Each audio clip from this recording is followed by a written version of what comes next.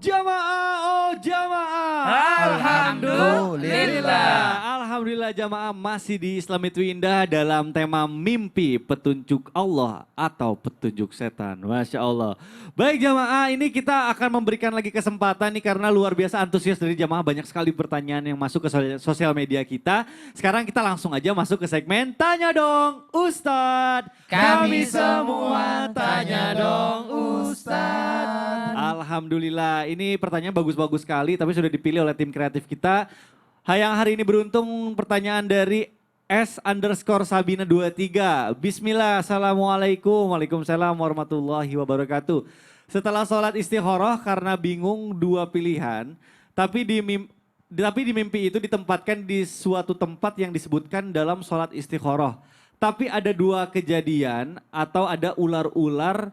Apakah itu pertanda baik atau tidak? Ya waduh, jadi ini mengenai sholat istikharah tapi sudah diberikan tanda-tanda yang menyeramkan apa enggak nih? Karena ada ular-ularnya, itu gimana nih Ustadz Bani nih mohon penjelasannya. Masya Allah. Pertama, terima kasih yang sudah bertanya. Semoga Allah selalu mudahkan segala urusannya. Amin Disehatkan amin ya Allah badannya. ya Rabbal Alamin. Rasul SAW mengatakan ida hamma ahadukum fil amri, apabila salah seorang di antara kalian ragu untuk menetapkan satu perkara, maka falyarka rakaataini min ghairil faridah, maka adalah dia salat 2 rakaat selain salat fardu itu. Wal yaqul Allahumma inni astakhiruka bi ilmika, ya Allah aku memohon petunjuk mana yang lebih baik dari 2 hal ini misalnya, atau 3 atau 10 ya terserah lah ya. Mana yang baik berdasarkan ilmumu. Wa astaqdiruka biqudratika, aku memohon yang terbaik jadilah sebagai takdirku berdasarkan kemahakuasanmu ya Allah. Kalau kita sudah menyerahkan kepada Allah Subhanahu wa taala, maka positive thinking lah. Berhusnuzonlah kepada Allah Subhanahu wa taala. Ustaz, tapi di mimpi ini saya melihat ular Ustaz. Gimana nih? Melihat ular kalau kita baca di takwil mimpi, tafsir mimpi misalnya Ibnu Sirin, meskipun sebagian mengatakan bukan beliau yang menuliskan, muridnya gitu. Dijelaskan di situ, melihat ular itu bisa macam-macam maknanya. Multi tafsir tadi. Bisa baik, bisa saja buruk. Ada yang rezeki, ada yang kebaikan, ada yang juga musibah, bencana.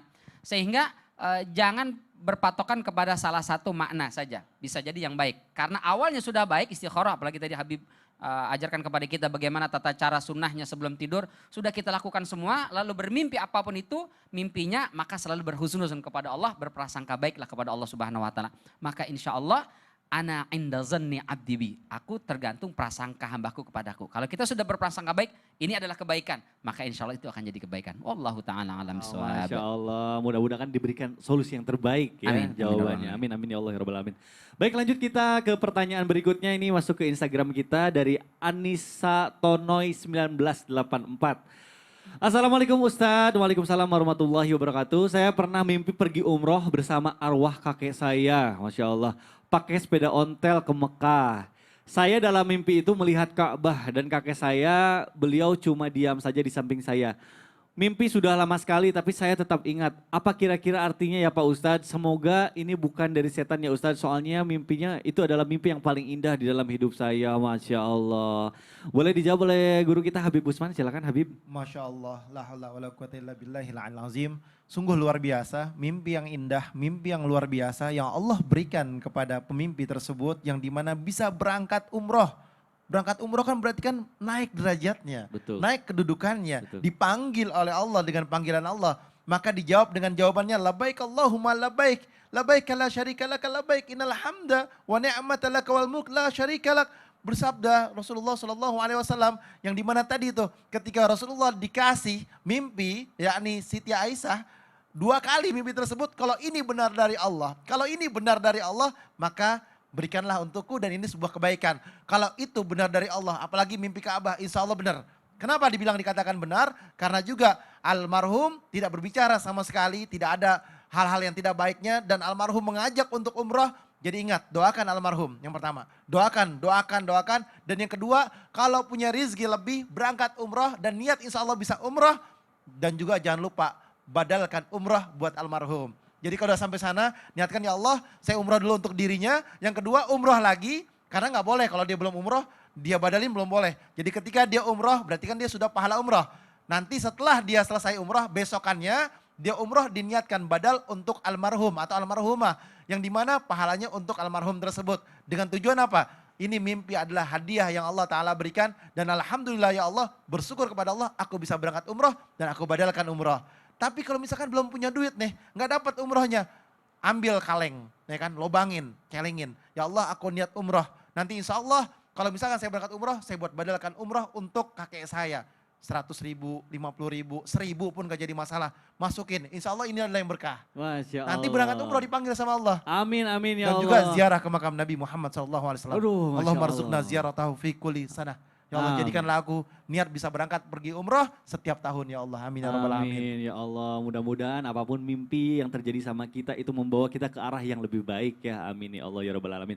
Baik, alhamdulillah jamaah, kita hari ini membahas tentang mimpi dan insya Allah nih akan langsung disimpulkan oleh guru kita, Ustadz Syam. Silakan. Tapi guru-guru. Tafadhal Ustaz Syam. ويسألونك عن الروح قل الروح من أمر ربي وما أوتيتم من العلم إلا قليلا. Dan ketika kita bertanya tentang kehidupan ruh, ya tentang ruh itu, maka katakanlah bahwa ruh itu adalah urusan Allah Subhanahu wa taala dan kita manusia diberikan ilmu itu hanya sedikit sekali tentang pengetahuan kita tentang alam gaib atau alam ruh ini. Maka subhanallah, urusan ruh, urusan mimpi itu adalah urusan Allah Subhanahu wa taala. Kita manusia berusaha mencari tahu, lebih baik kita habiskan waktu kita untuk mencari tahu tentang alam nyata saja. Kenapa? Karena ketika kita melakukan sesuatu, usahakan semuanya bernilai pahala di sisi Allah Subhanahu wa taala. Kesimpulan yang kita tarik dari pelajaran kita hari ini, bagaimana tidur pun bisa jadi pahala. Tidur saja bisa jadi pahala ketika kita meniatkan untuk mengikuti sunnah-sunnah baginda Nabi SAW. Tidur miring ke kanan, yakni kemudian membaca doa. Kemudian yang kedua, bagaimana kita menganggap tidur ini adalah mati kecil. Mati kecil, kenapa mati kecil? Maka dari itu dua maknanya. Bisa saja kita tidak hidup lagi setelah kita tidur, atau kita tidak usah terlalu takut mati. Kenapa? Karena mati itu seperti tidur. Bedanya kalau tidur kita tidur di Jakarta, bangunnya di Jakarta. Kalau mati kita tidur di Jakarta, bangunnya di alam barzakh. Maka subhanallah, mati dan tidur itu adalah mirip-mirip tapi satu kecil satu besar. Dan subhanallah, pelajaran yang kita ambil hari ini adalah bagaimana petunjuk Allah itu sangat nyata di hadapan kita. Namun kita selalu digoda oleh syaitan. Mudah-mudahan Allah selalu membukakan pintu hati kita untuk selalu menerima petunjuk dari Allah Subhanahu wa taala. Bismillahirrahmanirrahim. Alhamdulillahi rabbil alamin. Allahumma صل على سيدنا محمد وعلى آله وصحبه وسلم. نعوذ بكلمات الله التامة من كل شيطان وهامة ومن كل عين لامة. نعوذ بكلمات الله التامة من شر ما خلق. اللهم أرنا الحق حقا وارزقنا اتباعه. يا الله, tunjukkan kepada kami kebenaran. Jikalau itu benar maka mudahkan kami untuk mengikutinya.